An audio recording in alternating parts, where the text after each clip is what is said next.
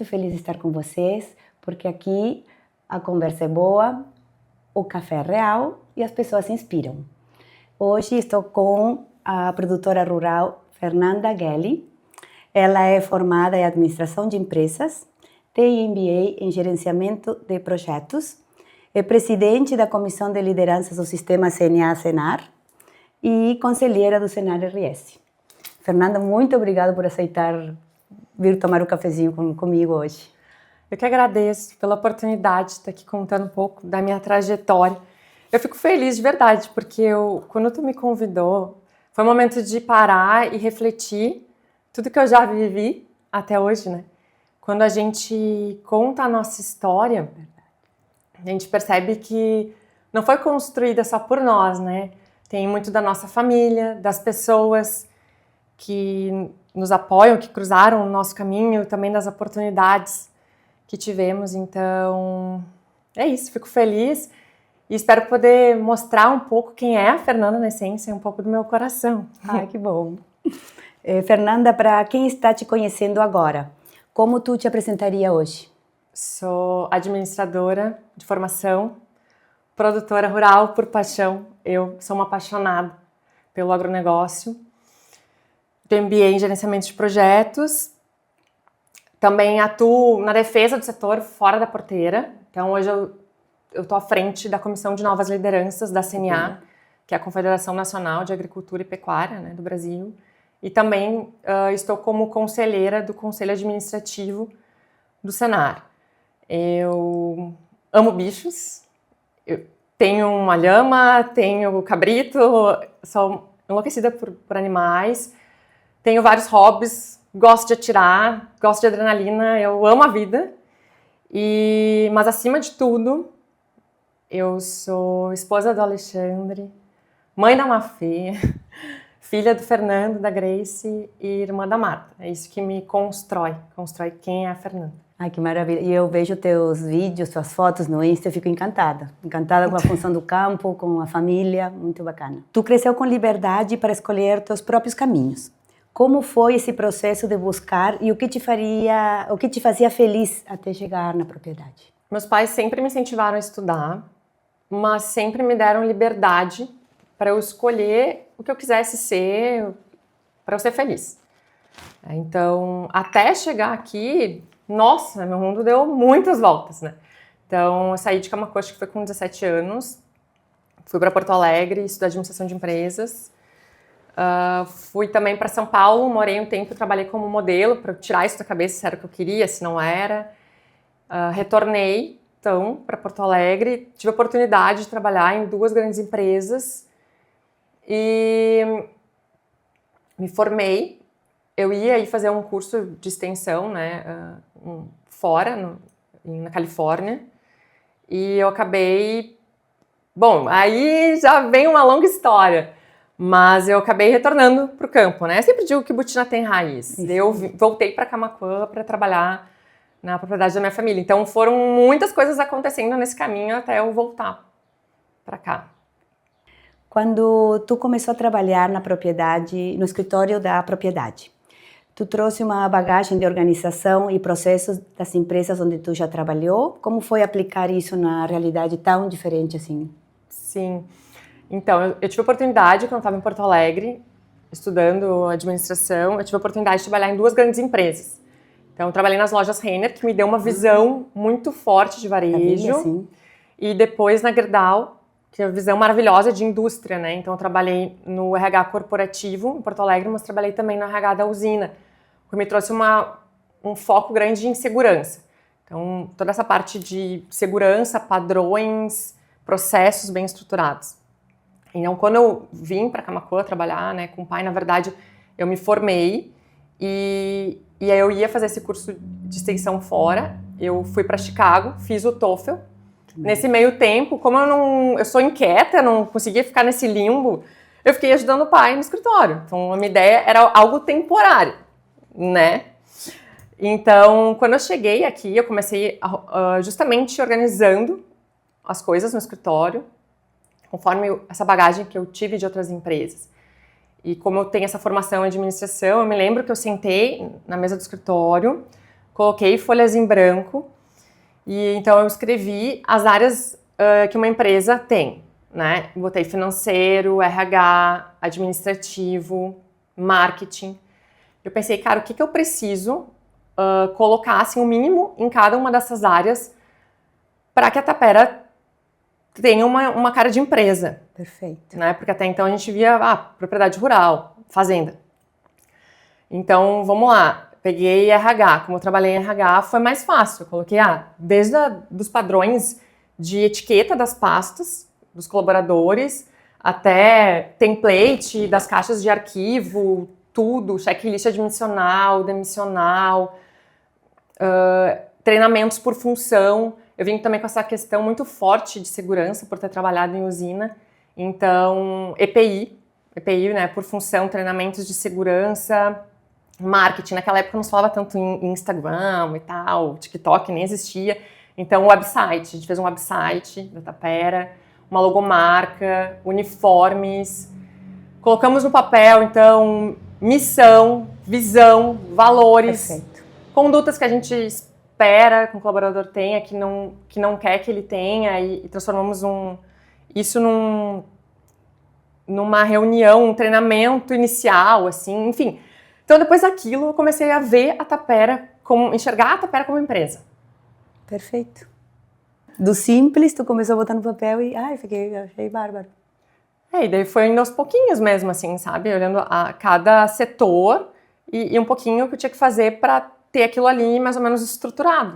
Né? Criar processos, na verdade. Exato. Foi criando processos de cada área, assim, Exato. Um pontapé inicial.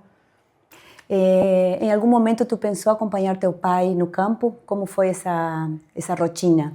Foi tudo aconteceu de uma forma bem leve, porque de fato eu vim para organizar a papelada, as coisas, processos e padrões, e eu ia para Tapera quando o pai me convidava.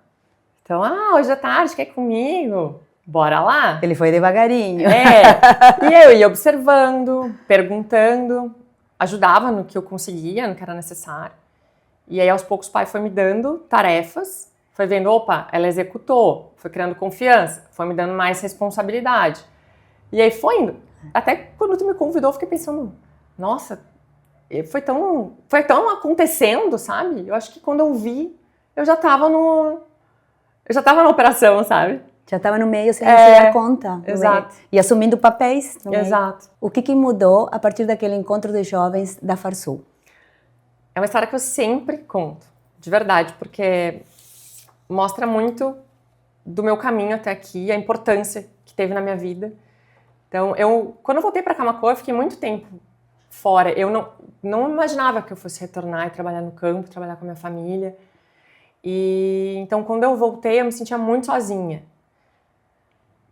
Eu precisava ter uma motivação, encontrar uma força nisso. Eu ainda não tinha me encontrado muito, né? Eu gostava, porque sempre gostei do campo. Mas, enfim, eu precisava ter esse sentimento de pertencimento, eu acredito que essa seja a palavra. Então, eu me lembro que o pai colocou na minha mesa do escritório um jornalzinho do Sul Rural, que é um jornal do Senar, né, da Farsul. E dizia que ia ter um encontro de jovens na Expo Inter, da Farsul Jovem.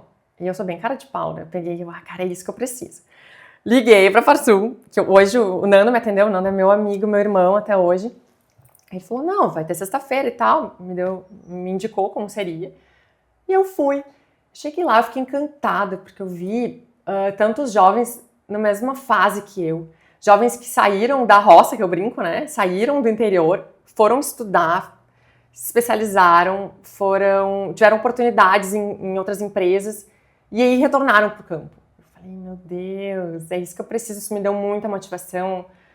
Me senti fazendo parte daquilo. Sim, já se identificou também. Me identifiquei, exatamente. E aí eu voltei para Camaquã, procurei sindicato rural. A Maria Tereza estava à frente na época. Então a gente uniu forças aí, chamamos uns jovens e a gente lançou a comissão jovem, sim, do Sindicato Rural de Camaquã, para atuar na defesa do setor, né, e fortalecer a nossa região. Fernanda, no CNA Jovem, em 2016, tu definiu o teu propósito: contribuir com a produção de alimentos e defender o agro. dentro e fora da propriedade. Como foi esse momento de clareza? Então, em 2016, eu participei de um programa que também foi muito importante na construção de quem eu sou, que é um programa que tem até hoje de formação de novas lideranças para atuar no setor.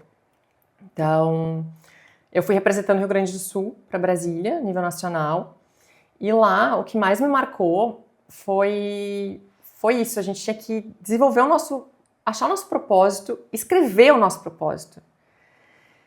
Cara, tinha tanto parar para pensar nisso, assim, eu lá atrás, 2016, eu falei, meu Deus, foi tão desafiador, momento de tanta reflexão, de olhar para dentro, assim, até conseguir escrever. E aí, esse exercício me fez ver o que tem dentro de mim, assim, desde que eu voltei para Tapera, e esse brilho nos olhos, esse orgulho de produzir e vontade de mostrar fora da porteira o que a gente faz, para as pessoas valorizarem mais. Daí eu vi, cara, se isso que me move, então isso é o meu propósito. E depois disso, foi muito bom para mim, porque eu não olhei mais para trás. Não tive mais dúvidas, então é mais fácil. Tô olhando para frente, qualquer coisa que vem, que tu sabe que não vai te agregar no teu propósito, tu diz não. Exato. Então é mais fácil de tu dizer não ou então sim para algo que tu sabe que vai te levar para o que tu quer conquistar. Exato. Então foi assim, que sorte a minha conseguir descobrir isso e trabalhar com o que eu amo, enfim. A sucessão rural é apontada por você como um dos grandes desafios do agronegócio. E você viveu isso na prática dentro da própria família. Como foi esse processo com teu pai? Como tá sendo, né? É porque verdade. Eu tô vivendo ainda, 10 a 11 anos, esse longo desafio, porque sucessão rural é muito bonito em livro, mas quem vive sabe que não é nem um pouco simples.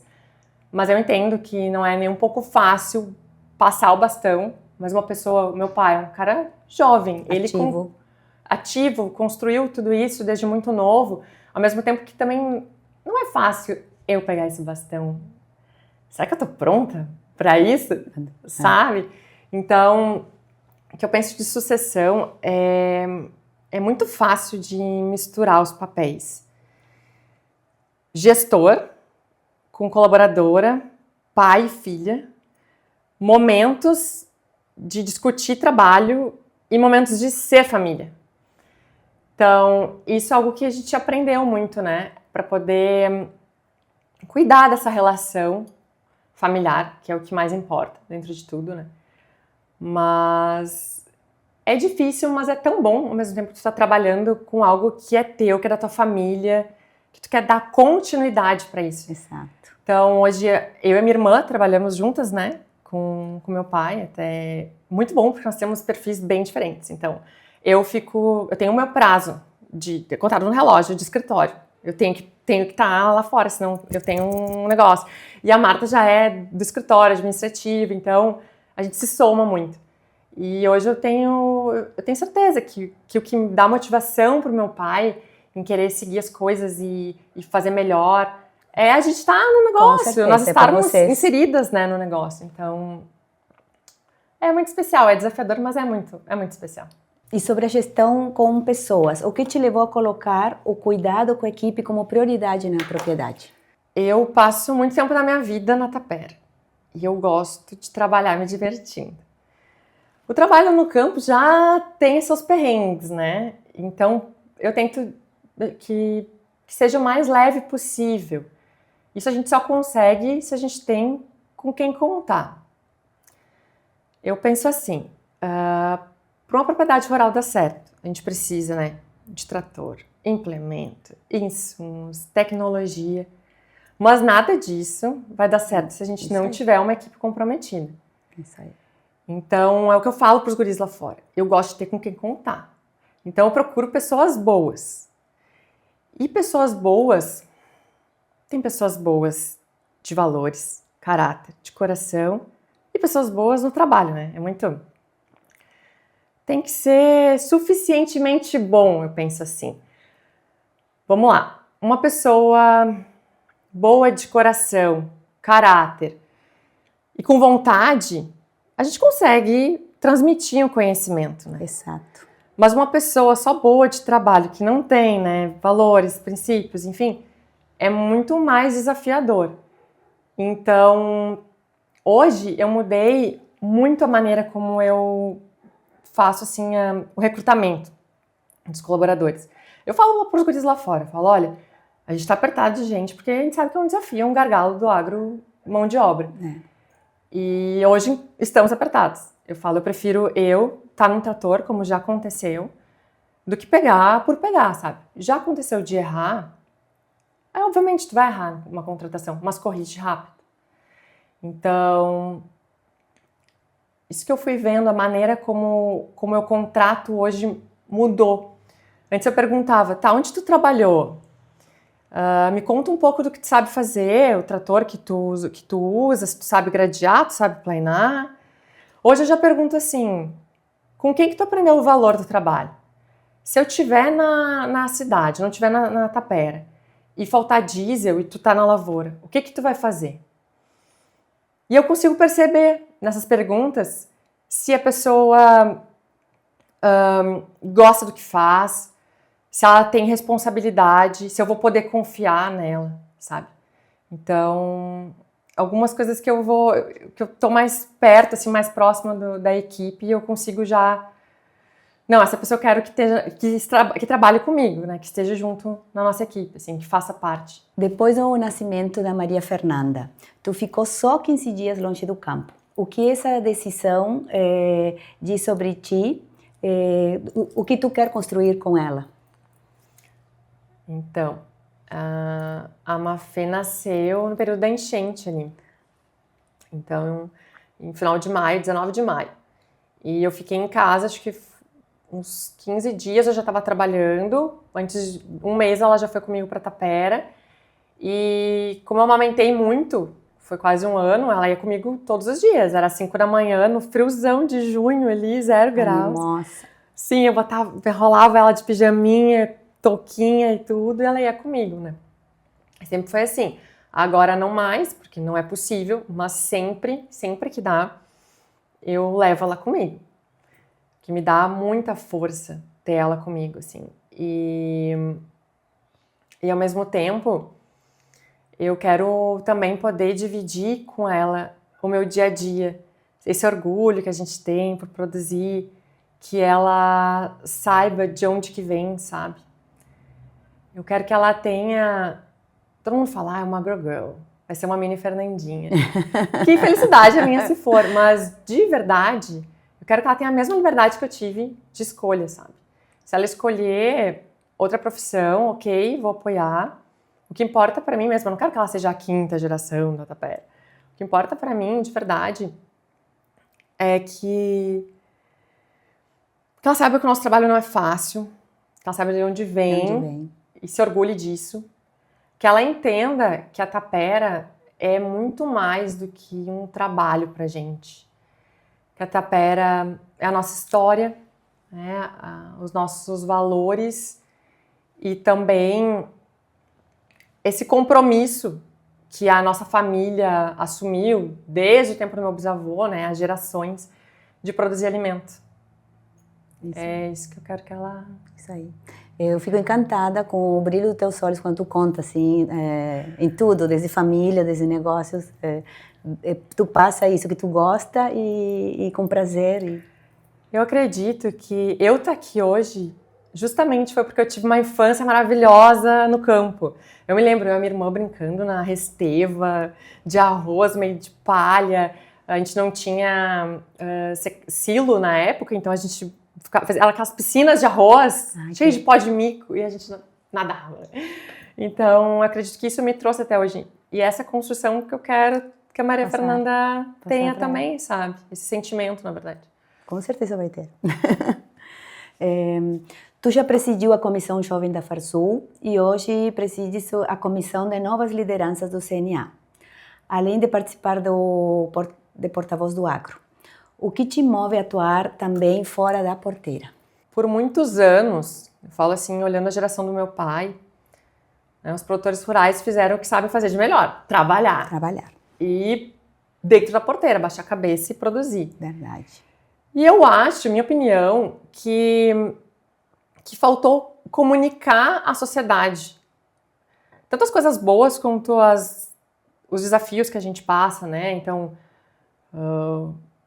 preço baixo e custo de produção alto, também que a gente produz, que a gente preserva dentro da porteira, enfim. Acabou deixando um pouco isso de lado, assim.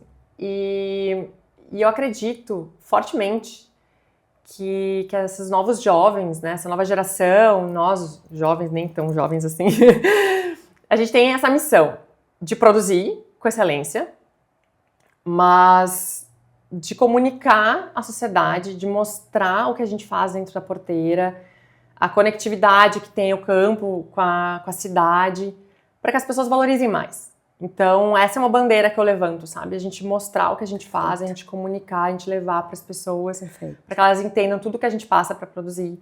O arroz não tá ali no saquinho à toa. Quantas vidas, quantas pessoas estão envolvidas ali? Quanto tempo leva para a gente poder consumir um arroz?